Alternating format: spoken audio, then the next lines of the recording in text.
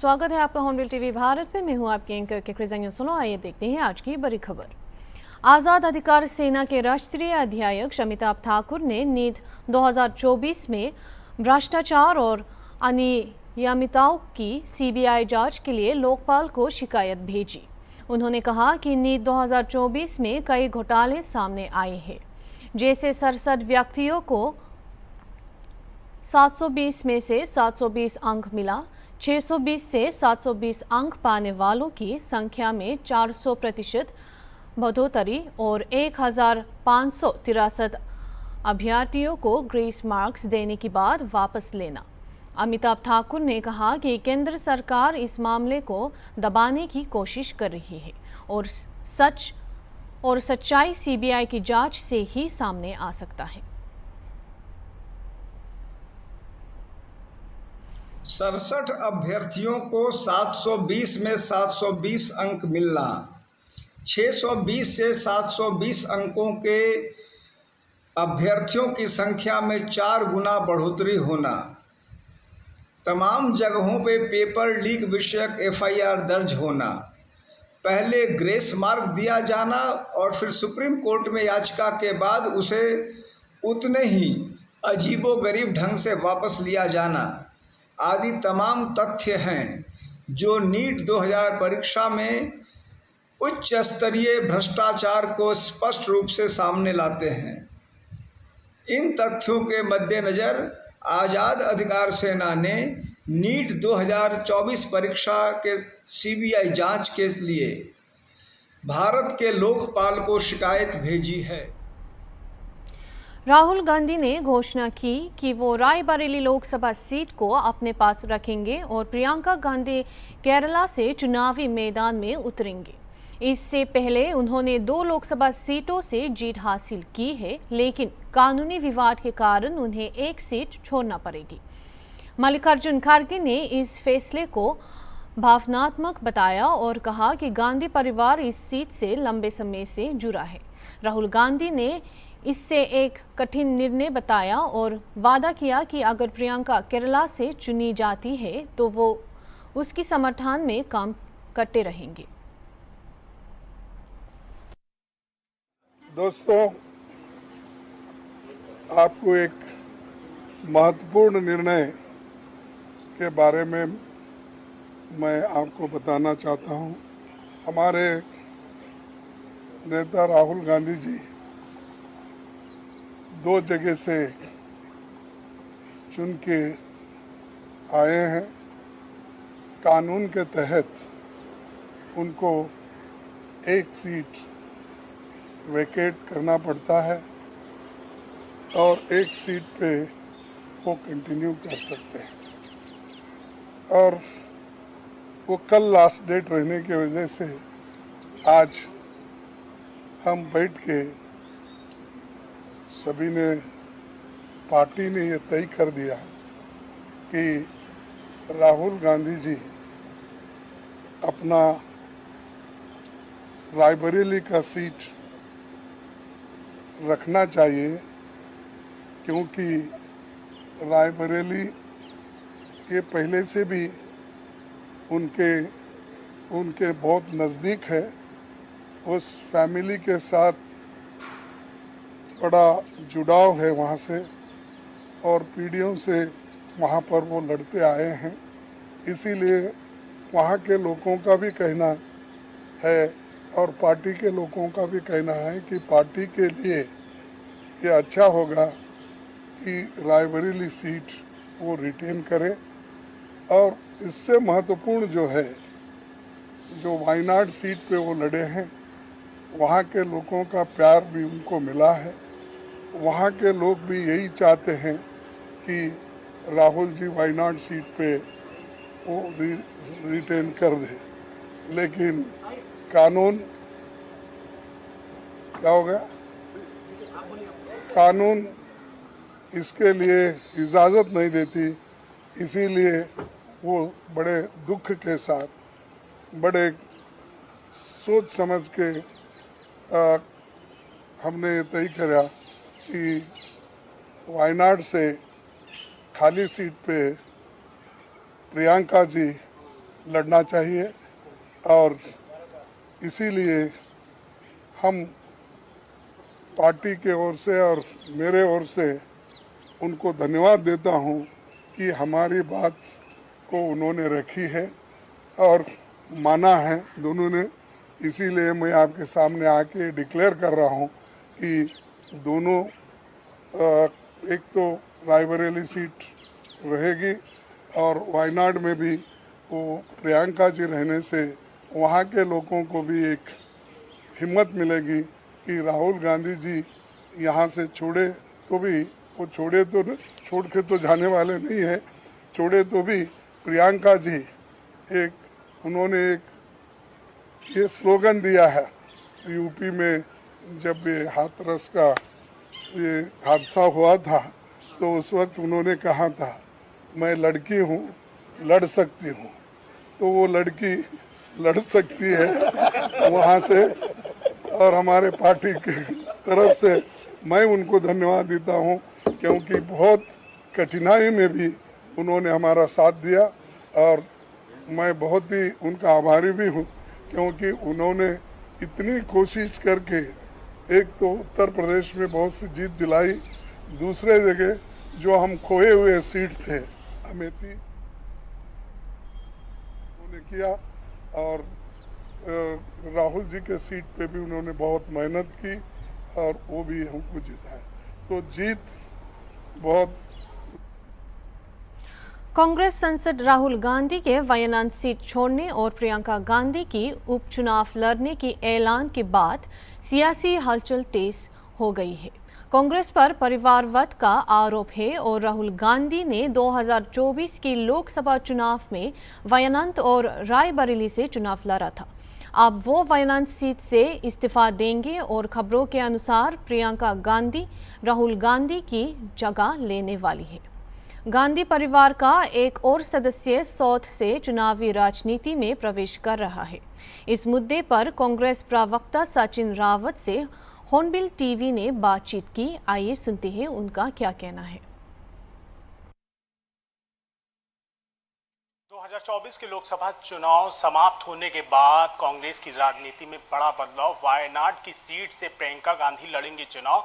राहुल गांधी के इस्तीफे के बाद राहुल गांधी ने उत्तर प्रदेश की रायबरेली सीट से नहीं दिया इस्तीफा। इसी मुद्दे पर बातचीत करने के लिए हमारे साथ कांग्रेस प्रवक्ता सचिन रावत जी, इनसे जानेंगे क्या रहेगी रणनीति। सर, राहुल गांधी वायनाड की सीट से इस्तीफा देने के बाद वहां से प्रियंका गांधी चुनाव लड़ेंगी, इसको आप कैसे देख रहे हैं?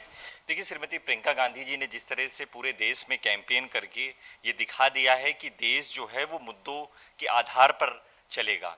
जिस तरह से उन्होंने रायबरेली अमेठी में मैनेजमेंट करके जो दोनों सीटें जीत करके उत्तर प्रदेश को भी मैसेज दिया है कि देश में जो बेसिक मुद्दे हैं, महिलाओं की भागीदारी, महिला सशक्तिकरण की बात उन्होंने हर बार उठाई है।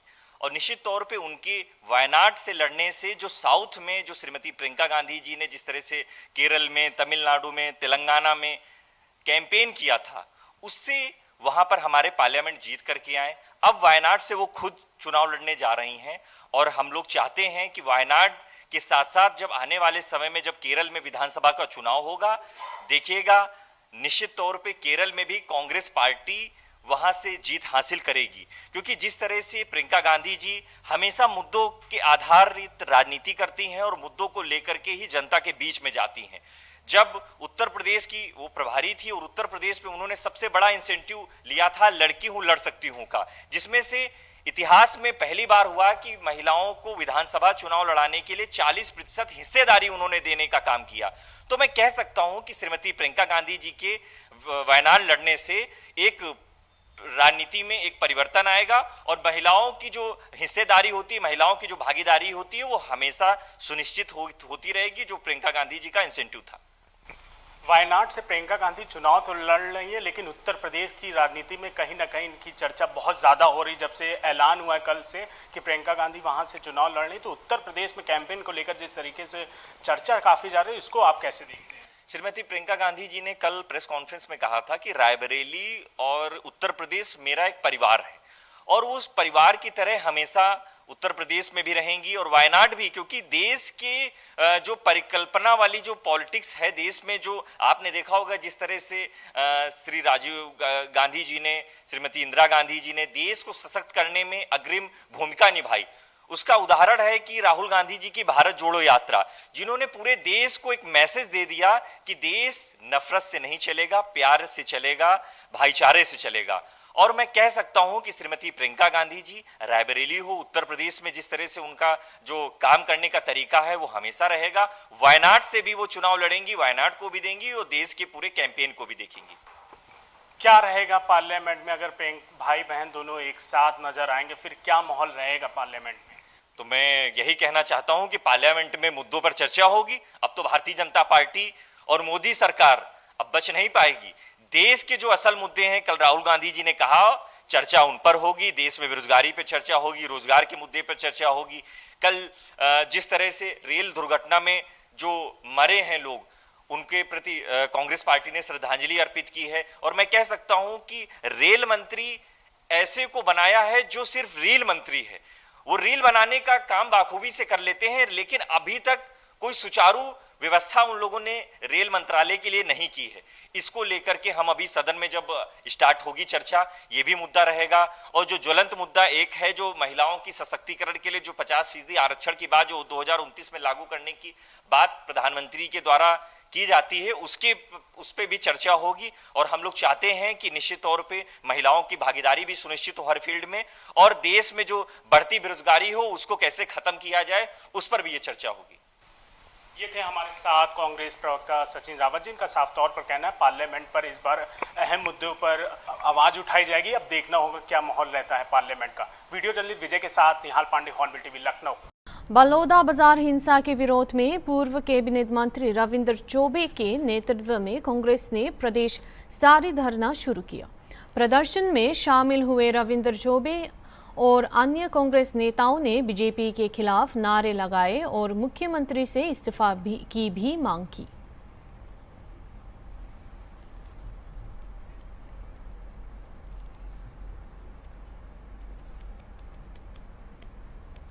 लखनऊ नगर निगम पेट डॉग के लिए ऑनलाइन लाइसेंस की सुविधा उपलब्ध करने जा रहे हैं। जल्द ही नगर निगम में वेबसाइट से ऑनलाइन लाइसेंस अप्लाई कर सकेंगे। इस मुद्दे पर हॉर्नबिल टीवी ने पशु कल्याण अधिकारी अभिनव वर्मा से खास बातचीत की। आइए देखते हैं। नगर निगम पेट डॉग्स के लिए ऑनलाइन लाइसेंस अप्लाई की सुविधा ओपन करने जा रहा है। इसी मुद्दे पर बातचीत करने के लिए हमारे साथ पशु कल्याण अधिकारी अभिनव वर्मा जी, इनसे जानेंगे ये लाइसेंस की प्रक्रिया कैसे होगी, कब से शुरू होगा। सर, ये जो पेट डॉग्स के लिए लाइसेंस के लिए नगर निगम ये प्रक्रिया शुरू कर रहा है, इसको कैसे अप्लाई करें इन लोगों और कब से चालू होगा? देखिए, नागरिक सुविधाओं को और बेहतर बनाने के लिए लखनऊ नगर निगम और माननीय महापौर जी द्वारा प्रयास किया जा रहा है कि जो पेट डॉग लाइसेंस है उसको अब ऑनलाइन किया जाए, जिससे सभी नगर निगम से संबंधित सुविधाएं एक ही छत के नीचे लखनऊ वन ऐप में आपको मिल सकें। तो अब आने वाले समय में विद इन 1 मंथ आप नगर निगम से पेट डॉग लाइसेंस ऑनलाइन बनवा सकते हैं लखनऊ नगर निगम की वेबसाइट पे जाके। क्या फीस होगी और एक लाइसेंस पर कितने पेट डॉग्स अलाउ होंगे एक फैमिली पर, क्या होगा? देखिए, 200 स्क्वायर मीटर तक खाली 2 डॉग्स अलाउ किए जाएंगे और फीस होगी सभी विदेशी ब्रीड्स के लिए 1000 रुपये और देसी ब्रीड्स के लिए 200 रुपये, सभी क्रॉस ब्रीड्स के लिए भी 1000 रुपये ही फीस रहेगी। कब से ये ऑनलाइन अप्लाई शुरू हो जाएगी, प्रक्रिया कब से शुरू हो जाएगी? हमारा ऑनलाइन की प्रक्रिया लगभग अंतिम चरण में ही है और मैं उम्मीद करता हूं कि अगले महीने से आपको ऑनलाइन प्रक्रिया प्रारंभ कर दी जाएगी और सभी नागरिकों को सुविधाएं घर बैठे उपलब्ध हो जाएंगी। सर, एक दूसरी चीज़ है, सबसे बड़ी जो पेट शॉप्स होती हैं उनको लेकर नगर निगम क्या लाइसेंस के लिए अप्लाई करता है, क्या कार्रवाई करता है अगर उनके पास लाइसेंस है? क्योंकि उनके पास काफ़ी डॉग्स रहते हैं, कभी कोई इंसिडेंट हो जाता है, तो इसको लेकर क्या आप लोग कार्रवाई करते हैं या क्या बनाया प्लान? देखिए, नगर निगम की तरफ से उच्च अधिकारियों से पूर्व से ही में विचार विमर्श किया जा रहा है और इस संबंध में बहुत ही शीघ्र और प्रभावी कार्रवाई करने की योजना बनाई जा रही है, जहां पर पेट शॉप्स, पेट ब्रीडिंग सेंटर को लखनऊ नगर निगम के द्वारा लाइसेंस के दायरे में लाया जा रहा है और उन पर प्रभावी कार्रवाई की जाएगी, जिससे कि अवैध ब्रीडिंग और उनका संचालन रिहायशी इलाकों में रोका जा सके, जिससे कि जो कुत्तों की जनसंख्या बढ़ रही है, श्वानों की, उन पर रोक लगाई जा सके और श्वान संबंधी जो पेट डॉग बाइट संबंधी केसेस हैं उन पर थोड़ा सा कंट्रोल किया जा सके। ये थे हमारे साथ पशु कल्याण अधिकारी अभिनव वर्मा जी। इनका साफ तौर पर कहना है कि अगले महीने से जो ऑनलाइन लाइसेंस, पेट लाइसेंस की प्रक्रिया है वो पूरी फॉलो पर आ जाएगी और शुरू हो जाएगी। लोग ऑनलाइन अपना लाइसेंस अप्लाई कर सकते हैं घर से। वीडियो जर्नलिस्ट विजय के साथ निहाल पांडे, हॉर्नबिल टीवी, लखनऊ। बिलासपुर में आयोजित राष्ट्रीय यूथ चैंपियनशिप में झारखंड के पाठ सिंह ने 100 मीटर दौड़ में राष्ट्रीय मीट रिकॉर्ड बनाकर गोल्ड मेडल जीता। इस प्रतियोगिता में बच्चों ने कई खेल प्रतियोगिताओं में भाग लिया, जैसे 5000 metre, hurdle race, javelin throw और अन्य इवेंट्स में उन्होंने अपनी प्रतिभा दिखाई।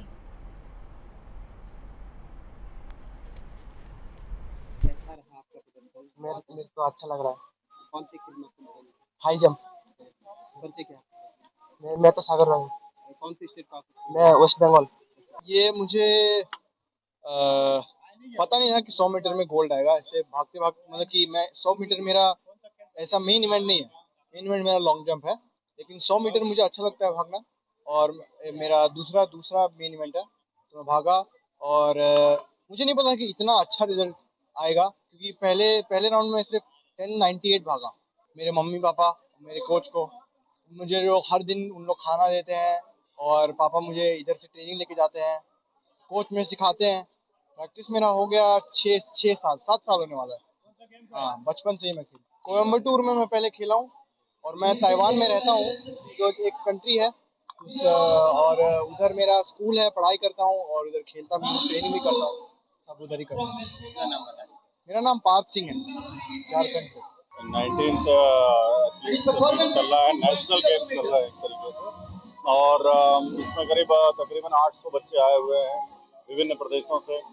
इन बच्चों के मैं स्वागत करता हूं यहाँ पर बिलासपुर शहर में। छत्तीसगढ़ में ये सभी बच्चे अलग अलग विभिन्न राज्यों से आए हुए हैं और बहुत अच्छा माहौल है, बहुत ही सफलतापूर्वक ये खेल चल रहा है और बहुत ही सौहार्दपूर्ण है। बहुत लगातार देख रहे हैं आप, भीड़ है और मैं सभी सफल जो बच्चे हैं उनको बहुत बहुत शुभकामनाएं देता हूँ, बहुत बहुत बधाई देता हूँ और इसके जो आयोजक हैं उनको बहुत बहुत बधाई देता हूँ कि इतना सफलतापूर्वक ये आयोजन उन्होंने। प्लास्टिक की पाइप में अज्ञात कारणों से आग लगने के बाद निवासियों ने फायर ब्रिगेड को सूचित किया। हालांकि सूचना के बावजूद फायर ब्रिगेड नहीं पहुंची। अग्निशमन कर्मी ने फिर एक और फायर ब्रिगेड गाड़ी मांगी, जिसके बाद कुछ घंटों में आग को नियंत्रित किया गया।